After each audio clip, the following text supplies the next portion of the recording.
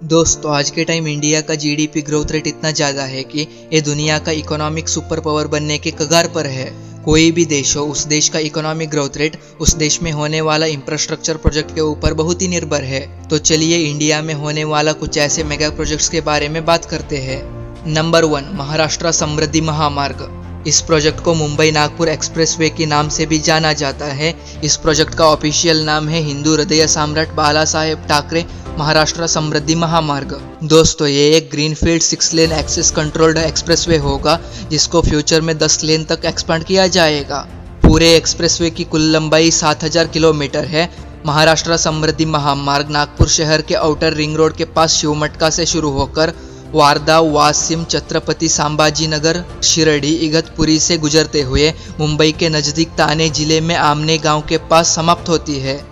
इस दौरान ये एक्सप्रेसवे महाराष्ट्र राज्य के 10 जिलों, 24 तालुकों और 392 गांवों से होकर गुजरती है। ये एक्सप्रेसवे को वाहन 150 किलोमीटर की तेजी से गुजरने के जैसे डिज़ाइन किया गया है, लेकिन यहाँ सिर्फ 120 किलोमीटर स्पीड ही परमिसेबल है। इस प्रोजेक्ट के निर्माण कार्य को टोटल 16 पैकेजेस में विभाजित किया गया है। इससे पहले मुंबई और नागपुर के बीच के सफर को तय करने के लिए 16 घंटे का समय लगता था, लेकिन ये एक्सप्रेसवे बनने के बाद ये दूरी सिर्फ 8 घंटे में तय किया जा सकता है।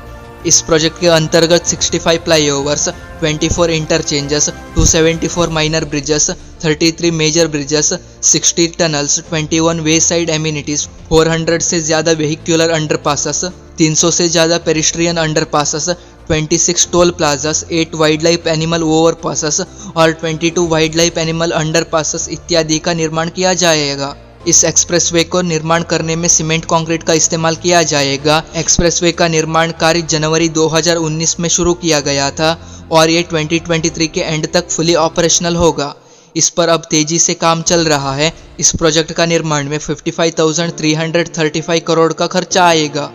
Number 2, new Rajkot international airport. दोस्तों ये एक अंडर कंस्ट्रक्शन ग्रीनफील्ड एयरपोर्ट होने वाला है जिसको गुजरात स्टेट के राजकोट के हिरासर विलेज में बनाया जाएगा। इस प्रोजेक्ट की आधारशिला को श्री नरेंद्र मोदी द्वारा 7 अक्टूबर 2017 को रखी गई थी। इस प्रोजेक्ट को 2 फेजेस में बनाया जाएगा। परियोजना के अंतर्गत एक रनवे का निर्माण किया गया है जिसकी लंबाई 3040 मीटर यानी 3 किलोमीटर के आसपास है। इस प्रोजेक्ट को बनाने को 2654 करोड़ का खर्चा आएगा और इसको 31 दिसंबर 2023 में फुली ऑपरेशनल कर दिया जाएगा और ये एयरपोर्ट सालाना 15 मिलियन पैसेंजर को हैंडलिंग करने का क्षमता रखती है। Number 3, Amritsar Jamnagar expressway. ये एक अंडर कंस्ट्रक्शन प्रोजेक्ट है। इस प्रोजेक्ट को भारतमाला परियोजना के अंतर्गत बनाया जा रहा है और इस प्रोजेक्ट को अमृतसर जामनगर इकोनॉमिक कॉरिडोर से भी जाना जाता है। दोस्तों ये एक ग्रीनफील्ड और ब्राउनफील्ड एक्सप्रेसवे परियोजना है जिसके अंतर्गत 4 लेन और 6 लेन के एक्सेस कंट्रोल्ड एक्सप्रेसवे का निर्माण किया जा रहा है और इसको फ्यूचर में 8 लेन तक एक्सपांड किया जाएगा। इस प्रोजेक्ट की कुल लंबाई 1257 किलोमीटर होगा। इस एक्सप्रेसवे को पाकिस्तान बॉर्डर के काफी नज़दीक बनाया जा रहा है, इसलिए ये प्रोजेक्ट हमारे देश के लिए स्ट्रेटेजिकली भी बहुत ही इम्पोर्टेंट होगा।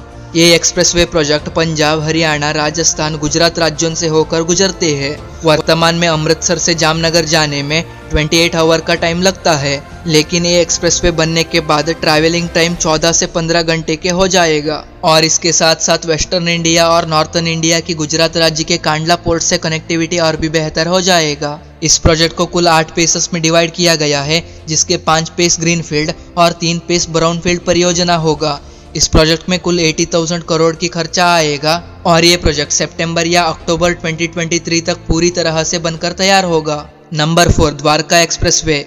इस एक्सप्रेसवे को दिल्ली एनसीआर में बनाया जा रहा है। ये प्रोजेक्ट एक ग्रीनफील्ड और ब्राउनफील्ड 8 लेन का एक्सेस कंट्रोल्ड एक्सप्रेसवे प्रोजेक्ट है जिसको दिल्ली और गुरुग्राम के बीच बेहतर कनेक्टिविटी प्रदान करने के लिहाज से बनाया जा रहा है। इस एक्सप्रेसवे की कुल लंबाई 29 किलोमीटर है। परियोजना के बाद गुरुग्राम के आईजीआई एयरपोर्ट से कनेक्टिविटी और भी बेहतर हो जाएगा।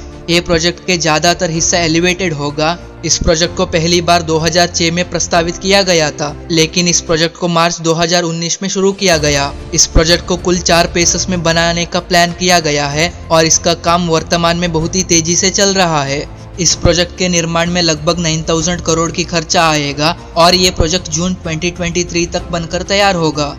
Number 5, new Pamban railway bridge. इस प्रोजेक्ट को तमिलनाडु राज्य में बनाया जा रहा है। इस ब्रिज का निर्माण समंदर के ऊपर किया जाएगा।